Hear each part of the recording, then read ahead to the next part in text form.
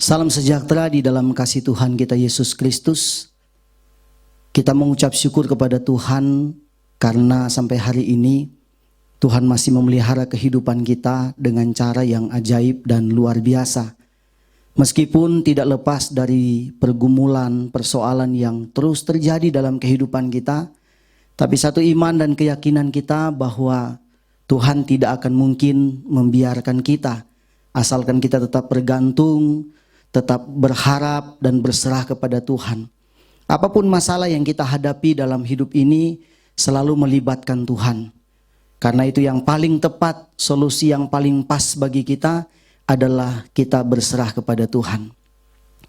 Bapak Ibu, saudara yang kekasih dalam Tuhan, apa yang menjadi doa kita hari-hari ini?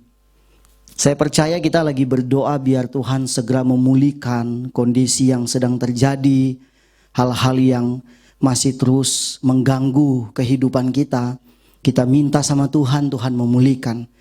Itu sebuah doa yang baik, doa yang kita inginkan yang terjadi dalam kehidupan kita. Tapi percayakah Bapak Ibu bahwa dalam Alkitab ada satu sejarah di mana seorang nabi besar yang berdoa kepada Tuhan, tapi doanya justru bukan minta berkat. Ini sebuah doa yang aneh menurut banyak orang, tapi ini adalah sebuah fakta yang terjadi di mana dia berdoa justru sebaliknya, bukan meminta supaya hujan turun, supaya tanaman itu menjadi bagus, tapi meminta supaya hujan itu tidak turun-turun. Yaitu adalah Nabi Elia. Nabi Elia pernah berdoa kepada Allah supaya tidak turun hujan. Dan itu memang benar dikabulkan oleh Allah, tidak turun hujan. Dan mengakibatkan terjadi kekeringan dan akhirnya terjadi kelaparan. Kita lihat di dalam 1 Raja-Raja 17 ayat 1 sampai 6. 1 Raja-Raja 17 ayat 1 sampai 6. Lalu berkatalah Elia orang Tisbe dari Tisbe Gilead kepada Ahab, "Demi Tuhan yang hidup, Allah Israel yang kulayani, sesungguhnya tidak akan ada embun atau hujan pada tahun-tahun ini, kecuali kalau kukatakan." Kemudian datanglah firman Tuhan kepadanya, "Pergilah dari sini, berjalanlah ke timur, dan bersembunyilah di tepi sungai Kerit di sebelah timur sungai Yordan. Engkau dapat minum dari sungai itu, dan burung-burung gagak telah kuperintahkan untuk memberi makan engkau di sana." Lalu ia pergi, dan ia melakukan seperti firman Tuhan. Ia pergi dan diam di tepi sungai Kerit di sebelah timur sungai Yordan. Pada waktu pagi dan petang, burung-burung gagak membawa roti dan daging kepadanya, dan ia minum dari sungai itu. Elia adalah seorang nabi besar di zaman bangsa Israel, dan Ahab adalah seorang raja Israel pada waktu zaman Elia. Ahab ini seorang raja yang selalu melakukan kejahatan di mata Tuhan. Bahkan Alkitab mencatat di dalam pasal 16 itu jelas Alkitab mencatat Ahab itu melakukan kejahatan 2 kali lipat lebih dari apa yang sudah dilakukan para pendahulunya atau raja-raja sebelum Ahab. Kejahatan 2 kali lipat, dan itu benar-benar sudah mengganggu atau sudah menyakiti hati Allah. Begitu luar biasa. Elia sebagai seorang nabi yang menginginkan bangsa Israel berjalan di dalam kebenaran, tentunya terganggu dengan apa yang dilakukan oleh Ahab pada waktu itu. Elia tidak suka Ahab membawa bangsa Israel itu menyembah berhala, menyembah Baal. Bahkan Alkitab mencatat Ahab itu menikah dengan seorang wanita yang justru membuat semakin dia jatuh di dalam penyembahan berhala pada waktu itu. Dan bangsa Israel semua terjebak di dalam penyembahan berhala. Dan puncaknya adalah Elia berdoa kepada Allah supaya tidak turun hujan, dan itu terjadi. Itu tergambar di dalam ayat yang pertama dikatakan, lalu berkatalah Elia orang Tisbe dari Tisbe Gilead kepada Ahab, "Demi Tuhan yang hidup, Allah Israel yang kulayani, sesungguhnya tidak akan ada embun atau hujan pada tahun-tahun ini kecuali kalau kukatakan." Tahun-tahun ini di sini tidak dijelaskan dalam kitab Raja-Raja berapa tahun, tapi kita bisa mendapat keterangan dari surat Yakobus pasal 5 ayat 17 berapa lama hujan tidak turun sehingga membuat mereka kekeringan dan terjadi kelaparan di tanah Israel pada waktu itu. Coba kita baca dalam Yakobus 5 ayat yang ke-17. Yakobus 5 ayat 17. Elia adalah manusia biasa sama seperti kita, dan ia telah bersungguh-sungguh berdoa supaya hujan jangan turun. Dan hujan pun tidak turun di bumi selama 3 tahun dan 6 bulan. Elia berdoa dan hujan tidak turun selama 3 tahun dan 6 bulan. Artinya 3 tahun setengah. Ini sebuah doa yang mengerikan sebetulnya dalam pandangan saya. Kita tidak berharap bahwa pemimpin-pemimpin gereja kita, hamba-hamba Tuhan, nabi-nabi dan sebagainya berdoa seperti ini. Karena itu kita harus menjaga hubungan kita dengan Tuhan. Elia sudah pada tahap akhir di mana dia sudah sangat marah dengan kelakuan daripada bangsa Israel. Mereka menyembah berhala, mereka melukai hati Allah. Padahal Allah itulah yang menolong mereka. Allah itu yang membuat mereka hidup di dalam berkat yang luar biasa. Tapi justru yang mereka lakukan adalah menyakiti hati Tuhan.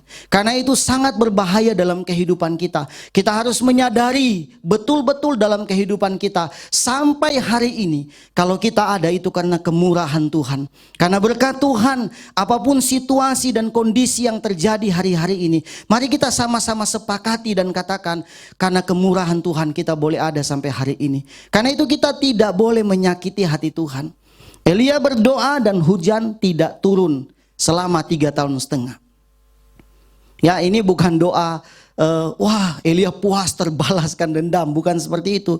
Justru ada resiko yang sangat buruk pada waktu itu, justru adalah Elia mau kemana. Karena kalau dia berdoa seperti itu, Elia pun akan mengalami mengalami pengalaman yang sama. Dia kena imbasnya, dia akan kena masalah itu karena dia berdoa. Tapi karena ini adalah rencana Allah dalam kehidupan bangsa Israel dan Elia, maka Allah punya rencana besar dalam kehidupan Elia. Sebab itu tema firman Tuhan saya pada kesempatan malam hari ini di dalam persekutuan doa kita Jemaat Gereja Keluarga Tabernakel Bandung, tema khotbahnya adalah hidup dengan cara Tuhan. Apa yang dilakukan Allah terhadap Elia? Ayat yang kedua dikatakan, kemudian datanglah firman Tuhan kepadanya, pergilah dari sini, berjalanlah ke timur dan bersembunyilah di tepi sungai Kerit di sebelah timur sungai Yordan. Engkau dapat minum dari sungai itu, dan burung-burung gagak telah kuperintahkan untuk memberi makan engkau di sana. Perhatikan 2 ayat ini. Ada 2 hal penting. Allah menyuruh Elia untuk mengungsi ke sungai Kerit. Sungai Kerit ini adalah sungai yang kecil dan hulunya atau ujungnya itu akan ke sungai Yordan. Jadi sungai Kerit ini akhirnya akan meluncur ke sungai Yordan. Sungai yang sangat kecil. Menjadi pertanyaan banyak orang, kenapa Allah tidak menyuruh Elia pergi ke sungai Yordan atau ke tempat yang lain? Jangan sungai Kerit. Tentunya ada satu pelajaran rohani yang penting yang harus kita pelajari bersama. Nanti saya akan jelaskan itu pada bagian nanti. Yang kedua adalah Allah memerintahkan burung-burung gagak. Di sini dikatakan engkau dapat minum dari sungai itu dan burung-burung gagak telah kuperintahkan. Perhatikan kata telah kuperintahkan. Di sini tidak menggunakan kata nanti akan kuperintahkan. Ya, pasti akan kuperintahkan. Tapi kata telah artinya Allah sudah memerintahkan burung-burung gagak itu untuk membawa makanan terhadap Elia. Pelajarannya adalah sebetulnya berkat Tuhan sudah diperintahkan di dalam kehidupan kita. Bahkan sebelum kita mungkin berdoa, Tuhan sudah menyiapkan berkat dalam kehidupan kita.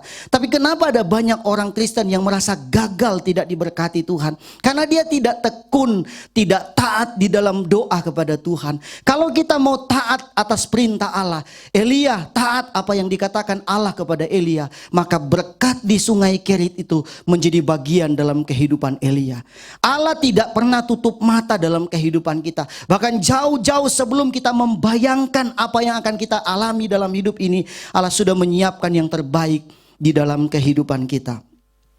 Kita lihat Tuhan mengisolasi Nabi Elia. Ini bukan karena kebetulan kita lagi masih dalam suasana lockdown atau PSBB ya. Ada teman saya mengatakan PSBB itu sebenarnya bagus. Pelebaran seluruh bagian badan. Jadi saya naik tambah 4 kilo kali ya.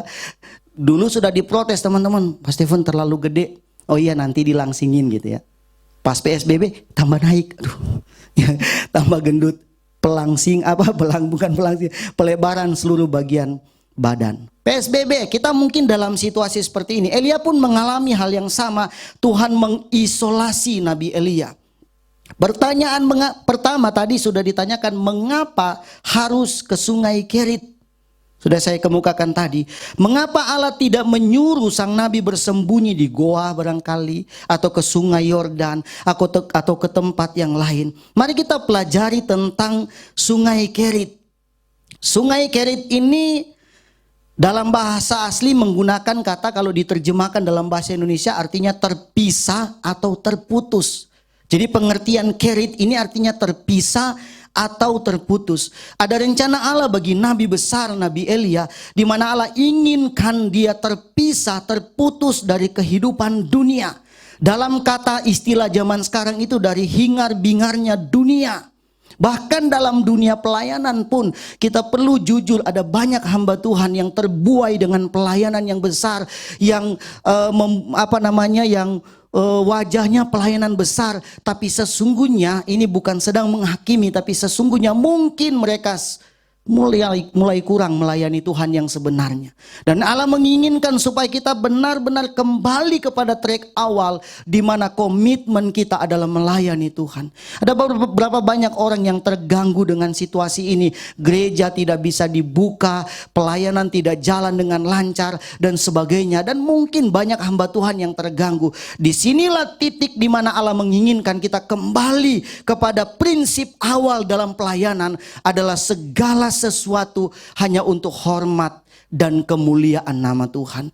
Apapun yang terjadi, situasi ini tidak akan menghentikan pelayanan kita kalau kita mengerti pelayanan yang sebenarnya. Pelayanan yang sebenarnya bukan hanya di gereja, di balik mimbar ini, di altar ini yang megah dan sebagainya, dilihat oleh ratusan dan ribuan orang. Tapi pelayanan adalah kita berdoa di rumah buat jiwa-jiwa, buat banyak orang. Kita mendoakan mereka yang sedang mengalami begitu banyak masalah, dan itu kita tidak akan dapatkan kalau kita sibuk keluar sana, sibuk keluar sini. Tapi kalau kita berada di satu tempat yang diam, kita sendirian, kita akan mengingat semuanya. Bahkan hal-hal yang mungkin kita sudah lupa, kita bisa ingat kembali. Oh, ini perlu didoakan, oh itu perlu didoakan, oh ini perlu kita bawa di dalam doa. Itulah positifnya kenapa nabi besar ini diisolasi di sungai Kerit, terpisah dari hingar-bingarnya kehidupan ini. Dan hanya ada dua, Elia dan Allah. Tidak ada yang lain. Hanya ada Elia dan Allah. Mereka berdua bersekutu bersama, membangun satu hubungan yang sangat erat, sangat baik. Dan itu perlu kita lakukan di dalam kehidupan kita. Kalau kita sudah sibuk dalam pelayanan, kita sudah mulai terkenal dalam pelayanan, diundang sini, diundang sana, kita seperti sudah menjadi rising star ya. Wah, seorang yang dikagumi seperti selebritis begitu, kita diundang, kita diorak-orakan oleh banyak orang. Pertanyaannya, apakah kita melakukan itu, atau apakah kemuliaan yang diberikan kepada kita, kita kasih untuk Tuhan? Saya mau katakan sesungguhnya tidak ada sesuatu hal yang layak kita muliakan dalam hidup ini untuk diri kita, tapi semuanya hanya untuk hormat dan kemuliaan nama Tuhan. Karena itu pesan firman Tuhan buat kita, kita menggunakan kesempatan-kesempatan ini yang masih terus berjalan, kita bersama dengan Allah membangun hubungan. Kita mau nyatakan kepada Tuhan siapa diri kita. Kita mau dengan segala kerendahan hati tunduk di kaki Tuhan dan menyembah Allah yang hidup, yang sudah menolong dan melepaskan kehidupan kita. Kita terputus dari segala hal-hal hingar-bingarnya dunia ini. Yang kedua, tadi yang pertama, tempat yang terpisah. Kerit itu bicara tentang tempat yang terpisah. Yang kedua, Kerit itu bicara tentang diasingkan untuk dipelihara. Kalau sudah bicara tentang diasingkan, mungkin pandangan kita, aduh kita nantinya makan apa di sana? Atau kita mau hidupnya seperti apa di sana? Tapi Allah membuktikan kepada Nabi besar Elia bahwa dia di sana pun dipelihara dengan dahsyat dan luar biasa oleh Allah. Sungai Kerit adalah tempat persembunyian dari ancaman. Jadi tempat persembunyian dipelihara oleh Allah dari berbagai macam hal. Bangsa Israel mengalami kelaparan yang hebat, tapi Elia tidak mengalami hal itu. Bangsa Israel mengalami gejolak yang hebat pada zaman Elia, tapi Elia tidak mengalami hal itu karena dia dipelihara dengan luar biasa. Kita lihat ayat firman Tuhan tadi, Tuhan memerintahkan burung-burung gagak untuk memberi makan kepada Elia. Burung gagak ini adalah hewan haram bagi pada zaman Israel pada waktu itu, bagi orang Yahudi, hewan haram. Tapi Allah pakai untuk memberi makan kepada Nabi Elia, nabi besar. Gambarannya juga ya burung gagak ya, dia bisa memakan saja roti yang dititipkan buat Elia itu bisa dimakan sama dia. Tapi itu tidak terjadi. Jadi Allah menolong dari sisi tidak mungkin menurut manusia. Tetapi bagi Allah tidak ada yang mustahil. Allah mampu melakukan segala hal dalam kehidupan kita. Pelajaran dalam hidup kita di situasi-situasi seperti ini. Kadang-kadang kita sulit melihat titik mujizat Allah. Kadang-kadang kita sulit melihat titik pertolongan Tuhan. Karena mata iman kita tertutup dengan begitu banyak masalah. Tapi mari kita mulai memperbesar kapasitas iman kita untuk melihat mujizat Allah akan terjadi dari sudut manapun. Itu bisa dihadirkan Allah di dalam kehidupan kita. Burung gagak tidak mengkorupsi satupun makanan yang dikirimkan buat Elia. Tidak diambil. Kalau kirim kepada orang manusia mungkin bisa diambil. Ada istilah bilang kirim barang berkurang. Kalau kirim cerita bertambah. Ya, suka gitu ya, suka ditambah-tambahin cerita. Kalau barang berkurang. Bahkan ada yang mungkin tidak nyampe ke tangan kita. Dititipin tidak nyampe ke tangan kita. Tapi Elia tidak mengalami hal itu. Seperti apa yang diperintahkan Allah terhadap burung ini, maka demikian pula berkat itu, makanan itu diberikan kepada Elia. Kita beriman kepada Tuhan hari-hari ini. Jangan menyerah menghadapi segala situasi. Percayalah kita akan hidup di bawah kepak sayapnya Tuhan. Kita akan hidup di dalam anugerah dan berkat Allah yang besar di dalam kehidupan kita. Ayat 6 tadi ya, pada waktu pagi dan petang burung-burung gagak membawa roti dan daging kepadanya. Dan ia minum dari sungai itu. Coba kita lihat dalam 1 Korintus 2 ayat yang ke-9 tentang berkat Tuhan. 1 Korintus 2 ayat 9. Tetapi seperti ada tertulis, apa yang tidak pernah dilihat oleh mata dan tidak pernah didengar oleh telinga dan yang tidak pernah timbul di dalam hati manusia, semua yang disediakan Allah untuk mereka yang mengasihi Dia. Kata kunci di sini adalah apa? Mengasihi Allah. Orang yang mengasihi Allah, apa dampaknya? Dampaknya adalah apa? Berkat Tuhan melimpah.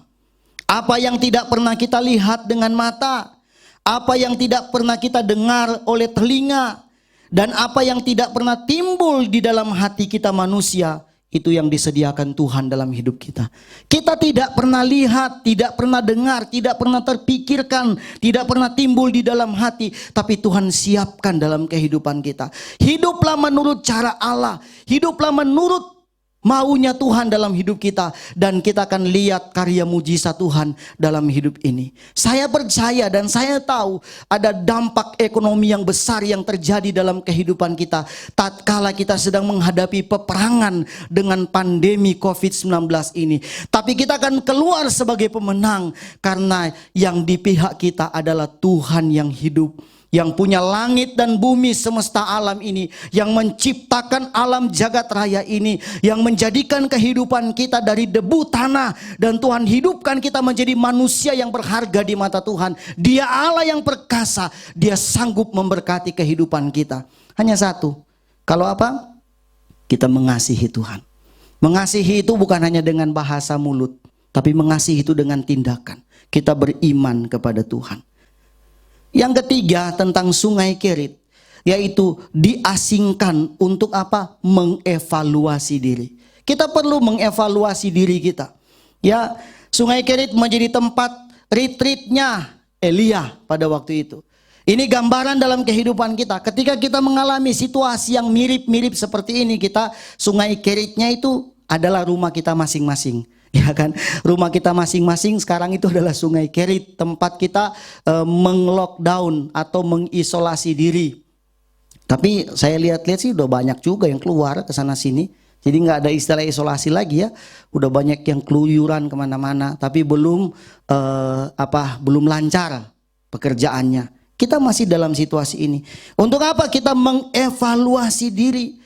Apa yang kita lakukan itu pertanyaan penting ya buat jemaat di Gereja Keluarga Tabernakel, buat siapapun yang menonton YouTube ini, itu pertanyaan buat kita. Kira-kira selama kurang lebih 3 bulan ya kita di rumah, atau sudah lebih dari 3 bulan kita di rumah, apa yang sudah kita lakukan tentang perihal mengevaluasi diri? Sudahkah kita mengevaluasi diri selama ini, atau malah makin menggerutu? Tuhan, kapan beresnya? Kok nggak selesai-selesai? Ya kan? Dompet makin menipis, tabungan makin habis, makin kering dan sebagainya. Rasanya kelaparan di tanah Kanaan mungkin kita mulai rasakan. Kita tidak mengevaluasi diri, tapi kita malah menggerutu. Di sini firman Tuhan mengatakan apa? Kita mengevaluasi diri. Karena apa yang Tuhan lakukan dalam kehidupan kita semata-mata karena Dia mengasihi kita. Coba kita lihat dalam Wahyu 3 ayat 19. Wahyu 3 ayat 19. Barang siapa kukasihi, ia kutegur dan kuhajar. Sebab itu, relakanlah hatimu dan bertobatlah. Ayat ini menceritakan tentang satu jemaat yang dicatat dalam kitab Wahyu, yaitu jemaat Laodikia. Jemaat Laodikia ini adalah jemaat yang menggambarkan jemaat yang tidak panas, tidak dingin. Jadi kondisi rohani mereka itu, suhu rohani mereka itu tidak panas, tidak dingin. Ya kan? Suam-suam kuku. Ya, kalau orang Manado tahu ya, kalau Laodikia itu kayaknya hampir mirip dengan bahasa Manado. Kalau bicara tentang suam-suam kuku, yaitu lau. Kalau di Manado itu lau itu artinya suam-suam kuku. Jadi jemaat Laodikia, jemaat yang tidak dingin, tidak panas. Lalu firman Tuhan mengatakan, barang siapa kukasihi, ia kutegur dan kuhajar. Sebab itu relakanlah hatimu dan bertobatlah. Jadi kalau Tuhan mengasihi kita, Dia tegur kita, Dia hajar kita. Perihal itu terjadi, kita mengevaluasi diri, apa yang kita lakukan selama ini di mata Tuhan. Apakah lebih kita memuliakan Tuhan atau lebih memuliakan diri kita sendiri? Apakah kita lebih memprioritaskan Tuhan atau memprioritaskan hal-hal yang fana di dunia ini? Di mana hal-hal itu kita akan tinggalkan satu kali kelak. Bumi ini akan hancur lenyap. Firman Tuhan mengatakan akan digulung seperti tikar. Bahkan unsur-unsur yang paling terkecil pun akan habis. Bumi ini akan lenyap. Jadi apa yang kita banggakan di muka bumi ini? Bukan berarti kita tidak boleh memiliki segala hal. Silakan hidup diberkati Tuhan. Bahkan itu yang menjadi doa dan harapan kita sebagai hamba-hamba Tuhan. Supaya seluruh jemaat hidup dalam berkat Allah selama di muka bumi. Tapi ingat, itu bukan prioritas utama. Yang paling terpenting dalam hidup kita adalah memuliakan Allah dalam hidup ini. Jadi Tuhan menegur kita, Tuhan menghajar kita kalau kita sudah mulai keluar dari jalur firman Tuhan. Kita lihat ada jemaat yang lain juga sama dalam Wahyu 2 ayat 4 dan 5. Coba kita bacakan di sana dalam Wahyu 2 ayat 4 sampai 5. Wahyu 2 ayat 4 sampai 5. Namun demikian aku mencela engkau, karena engkau telah meninggalkan kasihmu yang semula. Sebab itu ingatlah betapa dalamnya engkau telah jatuh. Bertobatlah dan lakukanlah lagi apa yang semula engkau lakukan. Jika tidak demikian, aku akan datang kepadamu dan aku akan mengambil kaki dianmu dari tempatnya, jikalau engkau tidak bertobat. Ini adalah jemaat Efesus. Jadi jemaat Laodikia dan jemaat Efesus adalah 2 jemaat dari antara 7 jemaat yang dicatat di dalam kitab Wahyu pasal 2 dan pasal 3. Dan kedua jemaat ini tidak mendapat reward yang baik dari Allah. Kedua jemaat ini mendapat teguran yang keras daripada Allah. terutama juga jemaat Efesus. Mereka telah meninggalkan kasih yang semula, sama seperti bangsa Israel tadi. Mereka menyembah berhala, menyembah Baal, sehingga Elia begitu marah dan geram terhadap sikap mereka kepada Allah. Dan Elia berdoa supaya tidak turun hujan, dan selama 3,5 tahun hujan tidak turun, maka terjadi kelaparan yang hebat di tanah Israel pada zaman itu. Dan ini gambaran gereja Tuhan, gereja yang meninggalkan kasih yang semula. Jangan sampai itu terjadi dalam kehidupan kita, karena Allah mencela. Tapi lihat, masih ada kesempatan.